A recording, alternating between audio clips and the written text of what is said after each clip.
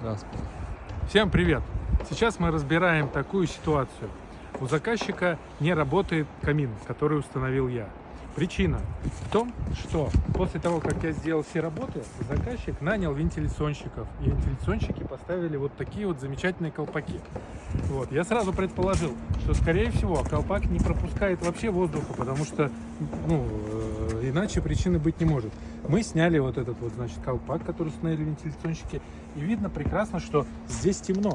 Здесь практически нет пропускания воздуха. Чем все закончилось? Мы заказали новый колпак по другой технологии, с ламельками вот такими вот наклонами, чтобы они отбивали. Он очень хорошо просвечивает, как вы видите, и воздух оттуда.